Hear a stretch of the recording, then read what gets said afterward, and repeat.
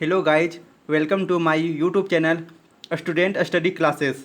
आज हम लोग जानेंगे कि संविधान के द्वारा हर भारतीय को कुछ अधिकार दिए गए हैं, जिसे मूल अधिकार, मौलिक अधिकार या फंडामेंटल राइट कहते हैं।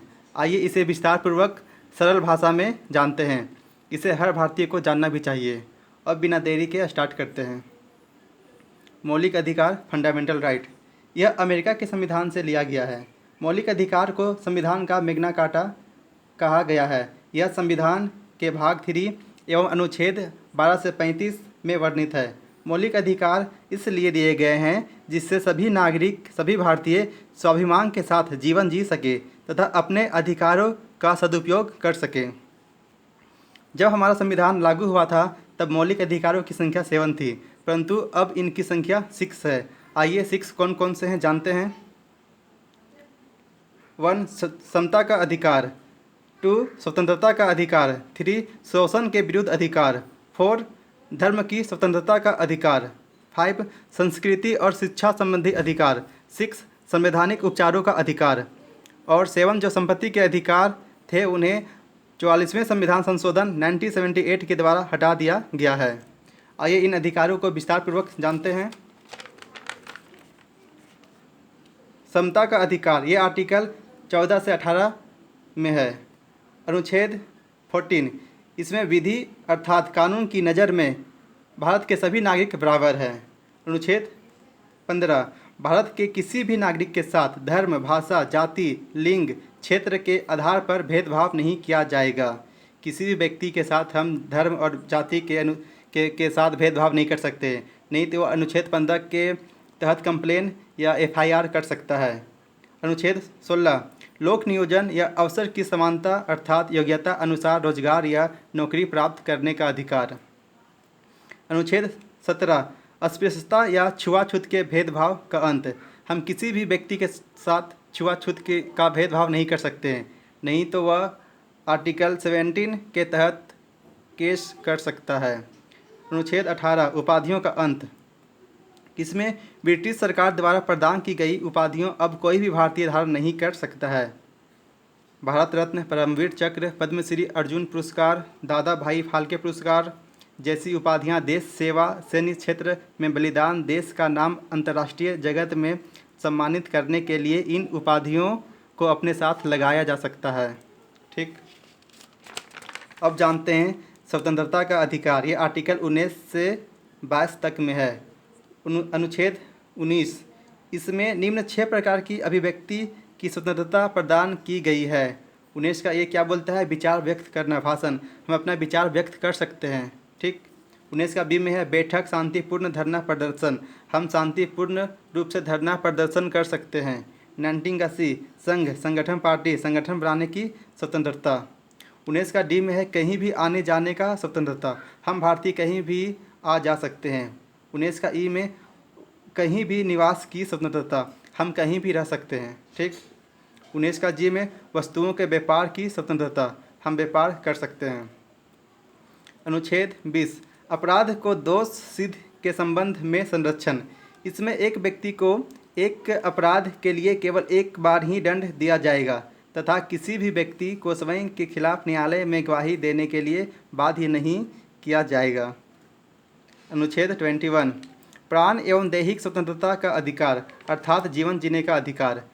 21 के क्रम में है शिक्षा का मौलिक अधिकार, इसमें 86वां संविधान संशोधन सन 2002 के तहत यह नया अनुच्छेद जोड़ा गया है। इसके तहत 6 से 14 वर्ष उम्र के बच्चों को सरकार निःशुल्क तथा अनिवार्य शिक्षा उपलब्ध कराएगी।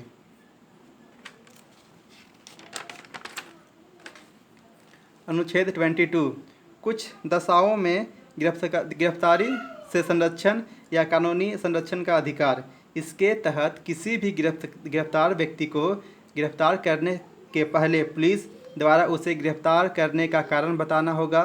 24 घंटे के अंदर उसे न्यायाधीश के समक्ष प्रस्तुत करना होगा।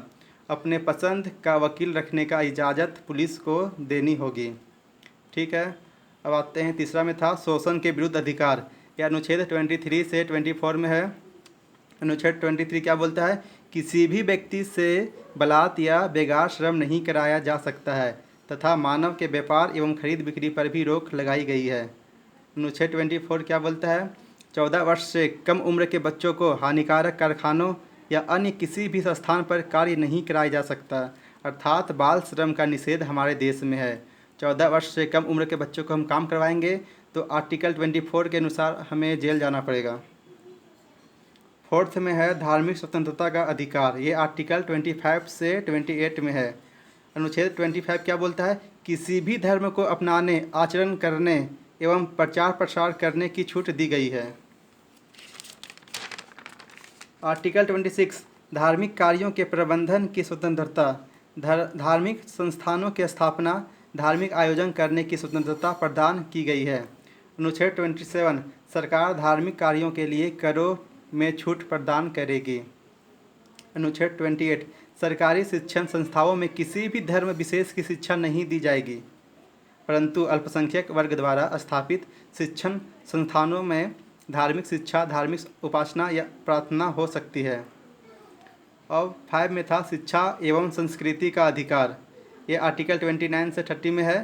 अनुच्छेद 29 क्या बोलता है? भारत के प्रत्येक व्यक्ति को योग्यता के अनुसार किसी भी शिक्षण संस्थान में शिक्षा प्राप्त करने का अधिकार प्राप्त है तथा अपनी संस्कृति, भाषा, लिपि का प्रचार प्रसार किया जा सकता है। अनुच्छेद 30 इसमें अल्पसंख्यक वर्ग के शैक्षणिक संस्थानों की उनका प्रबंधन करने का अधिकार दिया है। सरकार ऐसी संस्थाओं को हर प्रकार की मदद प्रदान करेगी। अब आता है लास्ट, संवैधानिक उपचारों का अधिकार, ये आर्टिकल 32 में है।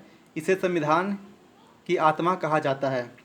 अनुच्छेद 32 यदि मौलिक अधिकारों का हनन होता है तो सर्वोच्च न्यायालय अनुच्छेद 32 के तहत, उच्चतम न्यायालय अनुच्छेद 226 के तहत 5 प्रकार के रिट्स या आदेश जारी करते हैं जिससे मौलिक अधिकारों की रक्षा की जा सकती है।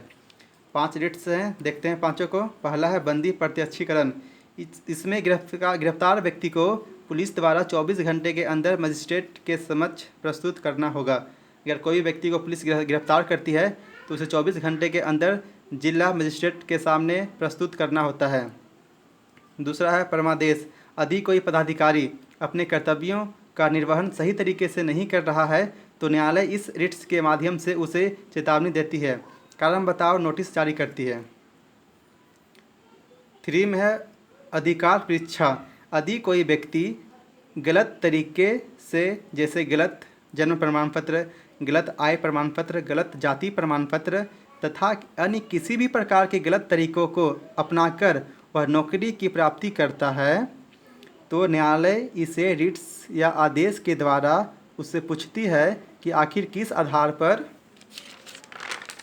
एवं किस अधिकार से वह इस पद पर कार्य कर रहे हैं। 4 में है प्रतिषेध।